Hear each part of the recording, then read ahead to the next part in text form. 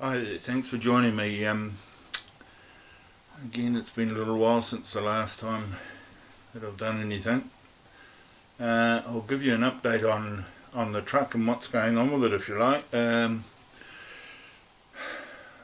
done quite a bit. I've put new headlight in, and because they couldn't find the same wattage,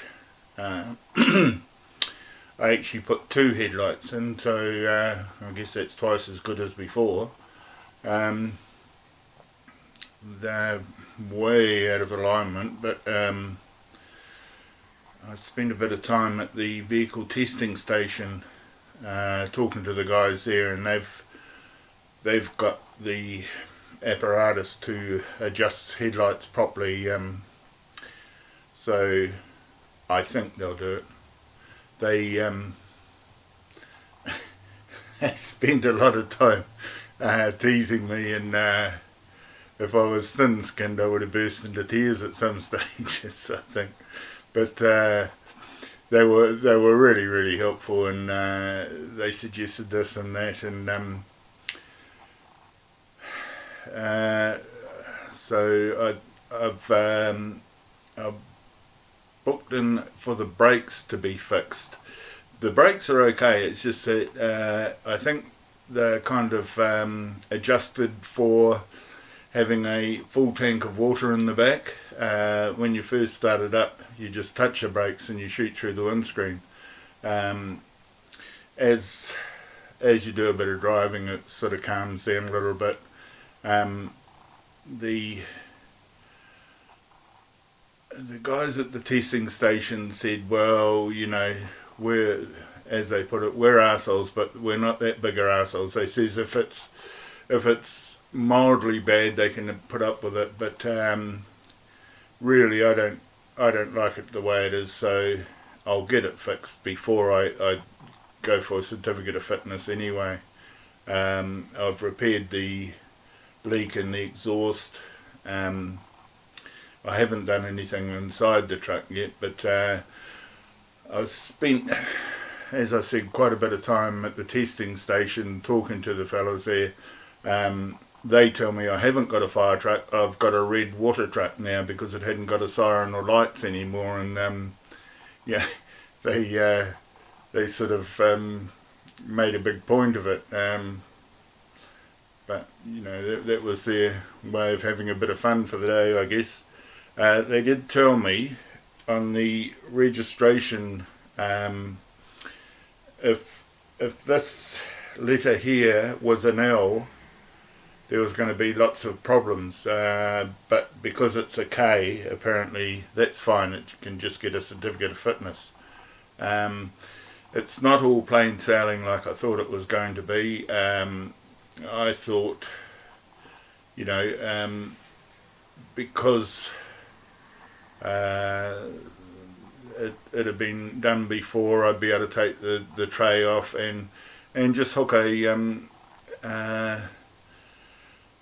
fifth wheel Caravan into the back, and away I'd go. But this the fire engines were made and certified without any combined maximum weight. So legally, I'm not allowed to have any trailer on it at all, not even a garden trailer. So, but it's only a matter of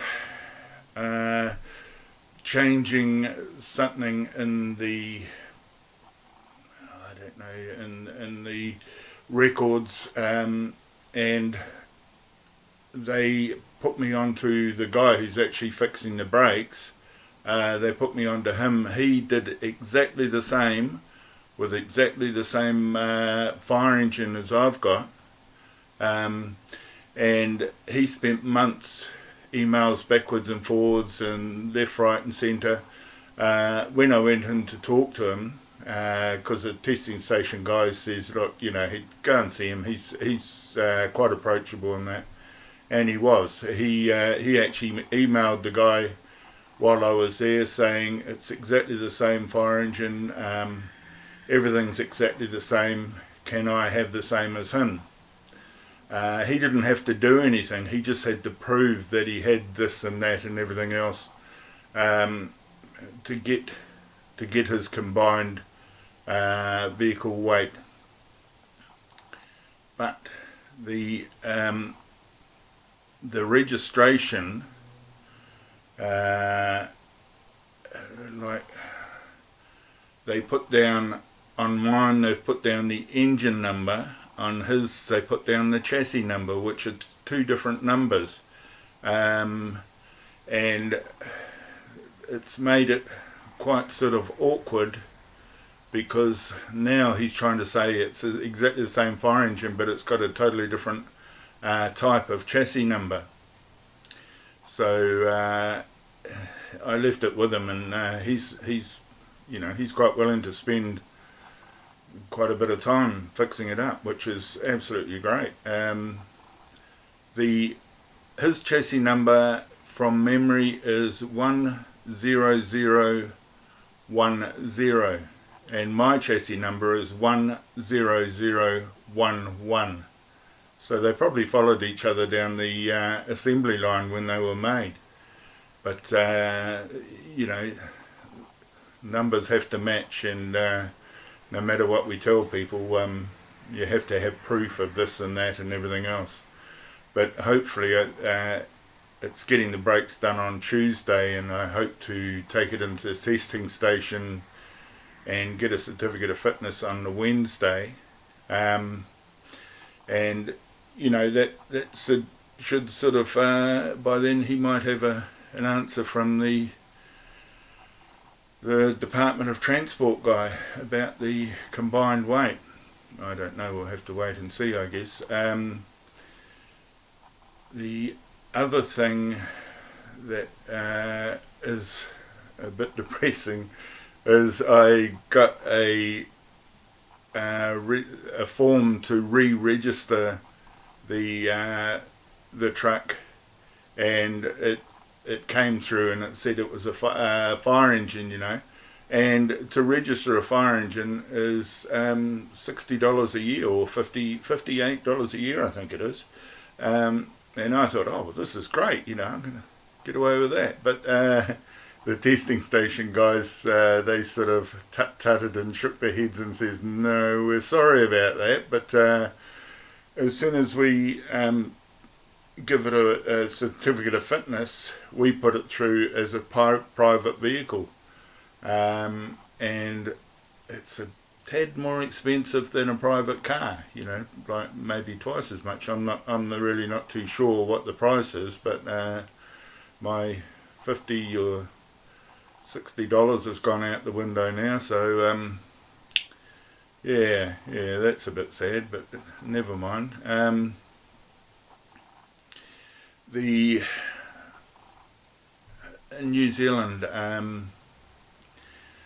if you have a diesel vehicle, you have to record the number of kilometres you do. You buy, say, 10,000 kilometres, and you use that up, and you buy another 10,000 kilometres. If you've got a small car, that's very inexpensive. If you've got a truck like mine, it's like $300 for every 1,000 kilometres. So, that's something else I didn't really think of at the time. If my gross vehicle weight was 1 tonne less than what it is, it's a 10-tonne vehicle, or 9.9 tonnes. If it was 8 tonne, I would be fine. It would be $70 for every 1,000 kilometres. But yeah, that's a bit hurtful. But like the testing station guy says, well, you've just got to suck it up, mate. Being very nice and kind to me and everything. But the thing is, the fire service buys their kilometres in blocks of 10,000, and you have a hubometer on the passenger side back wheel, and that records how many kilometres you've done, and that's what you buy it on. You know, when the kilometres on that hubometer is used up, you have to buy more.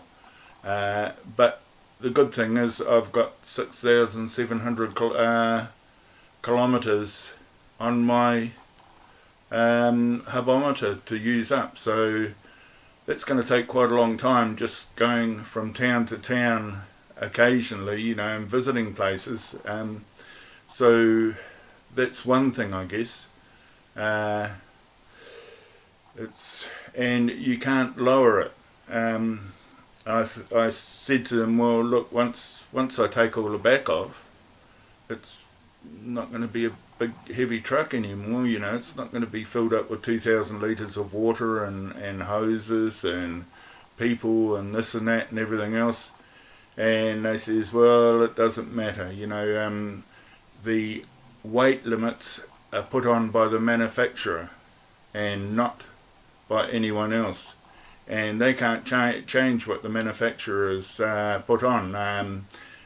The suspension, the chassis, everything else like that is set for 10 tonne. You can't change, you know, you just can't arbitrarily go in and change whatever you want. You've got what you've got and you're stuck with it. So yeah, it's a bit sad. On a better note, I've found out about it's a Cancer Society, a Daffodil Day Cancer Society rally that they're going to have here in Wanganui. I'm going to join up and take the truck in that. It's run by the Vintage Vehicle Society, the local branch, and it's done every year. Last year they had 100 vehicles. They're hoping to have 150 this year.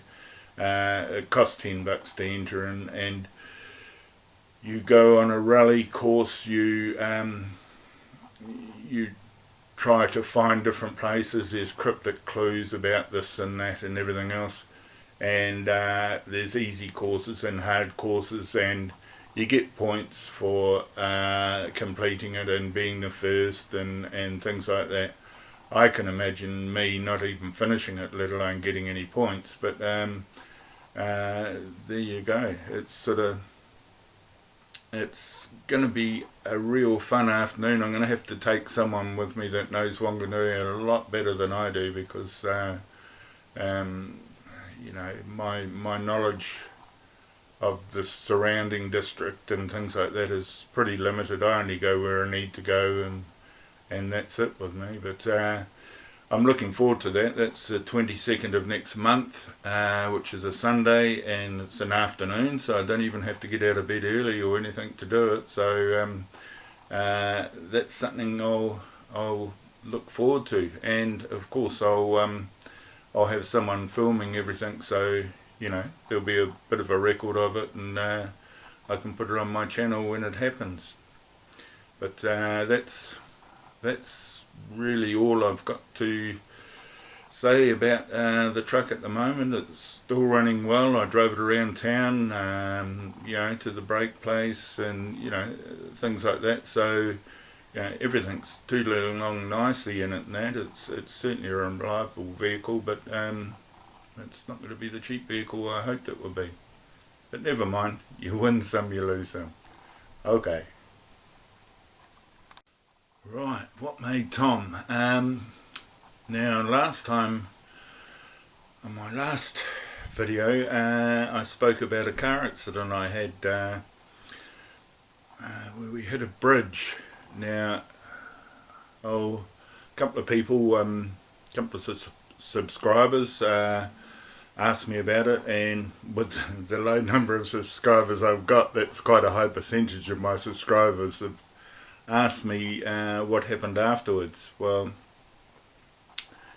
this is kind of the story. The trouble is I'm sort of cursed or blessed or whatever with a very good memory. I can remember all sorts of things that happened from early age, well, highlights, not everyday things. I can't remember what the weather was like in 1974 at 4 o'clock in the afternoon or anything like that, but I can certainly remember big events in my life, and this car accident was kind of one.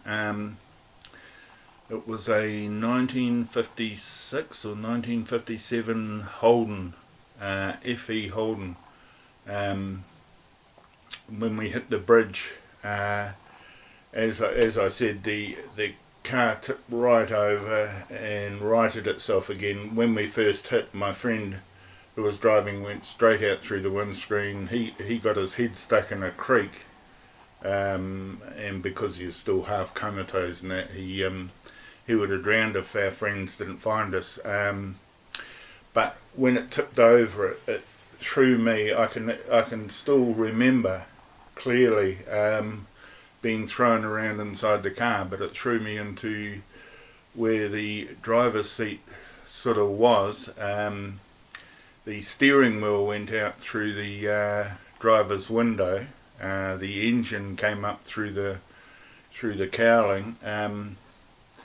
It ripped a big hole in the floor.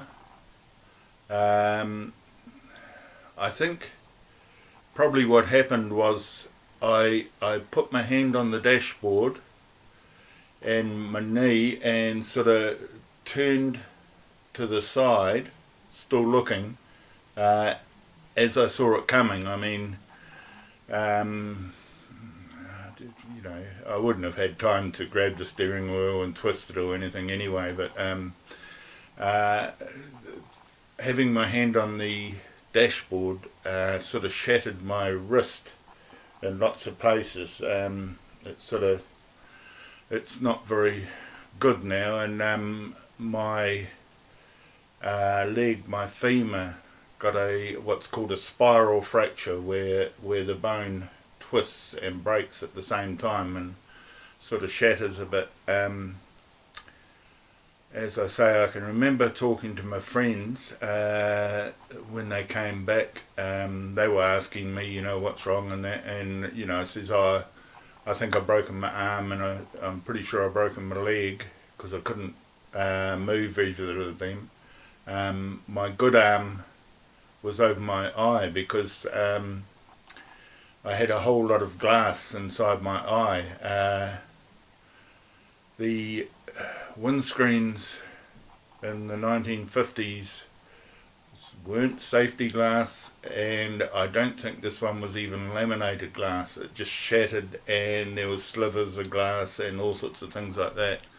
I know my friend, about a week afterwards, he got what he thought were pimples all over him, and he was popping them, and pieces of glass were coming out from his skin. So that's what went into my eye.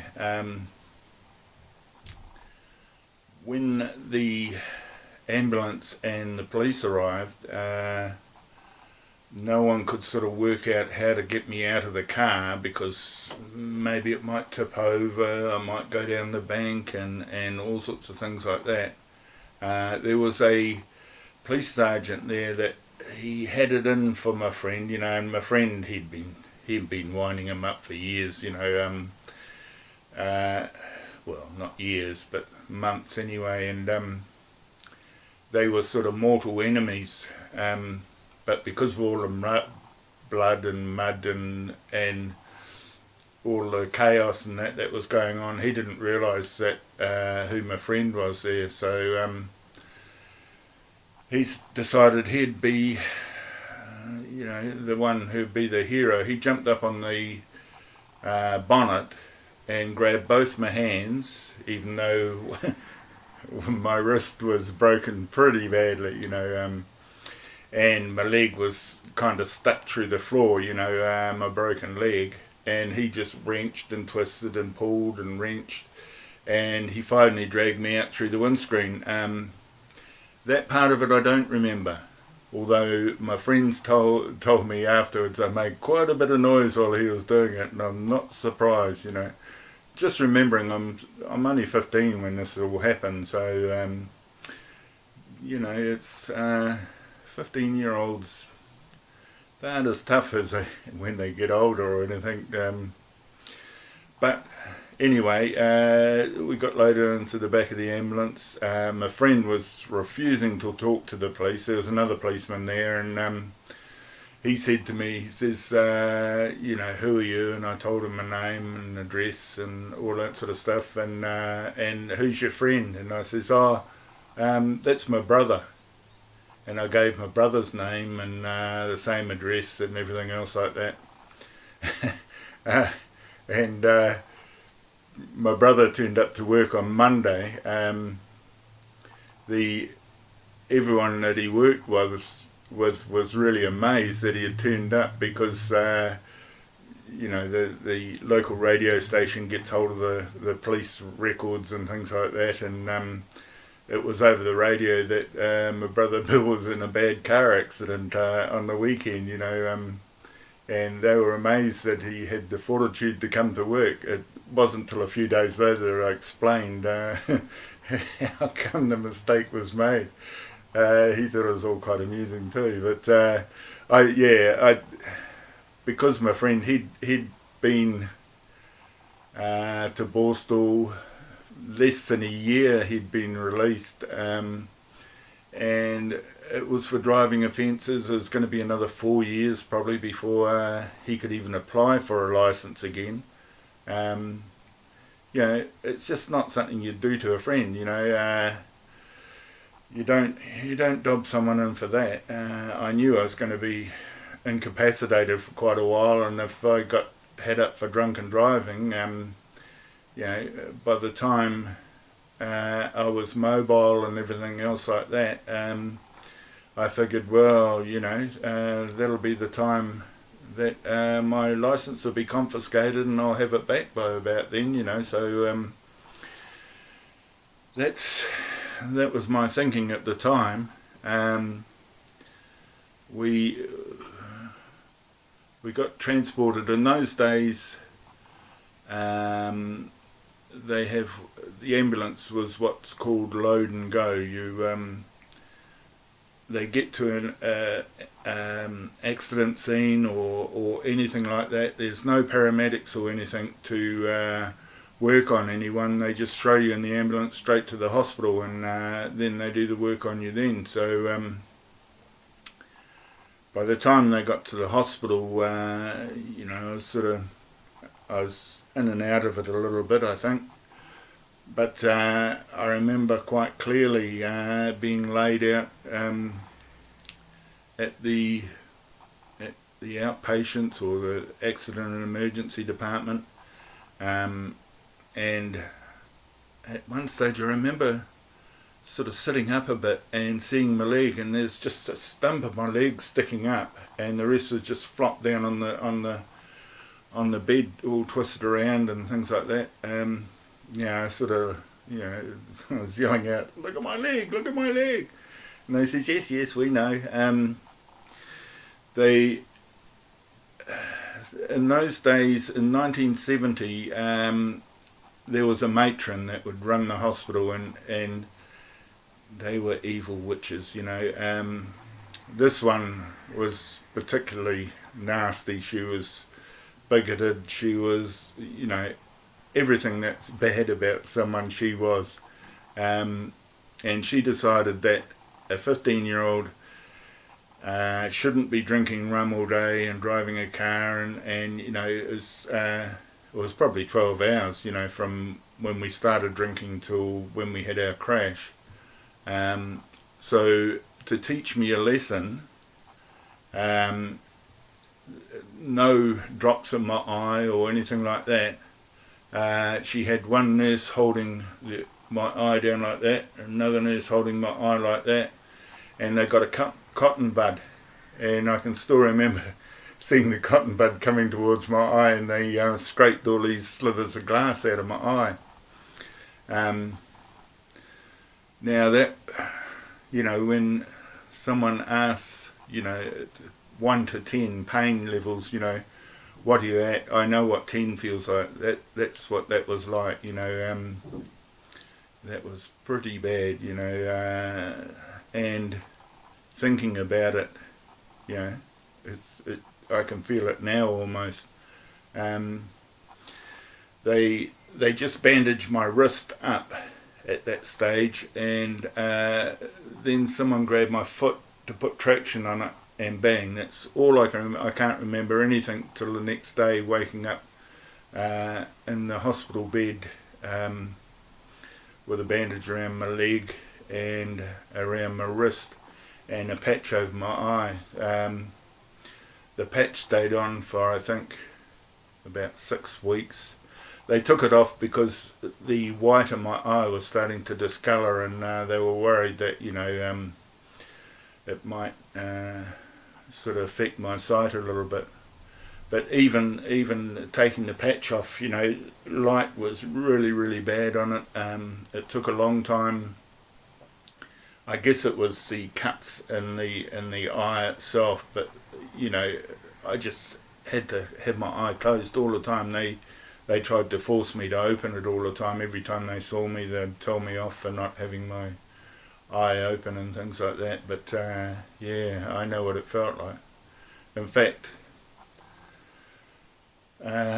probably 35 years after it happened, I guess, I went to get an eye check in Australia at an optician, and the optician said, "Oh, where'd you get all those nasty cuts in your eye from?" And I thought, 35 years later, and they're saying that. So, that wasn't much fun at all. But there's a lot more to the story. There's some hard case things happen too at hospital. But that was the first night. And there were some other pretty horrible things after that. I'll tell you next time maybe. Okay, thank you.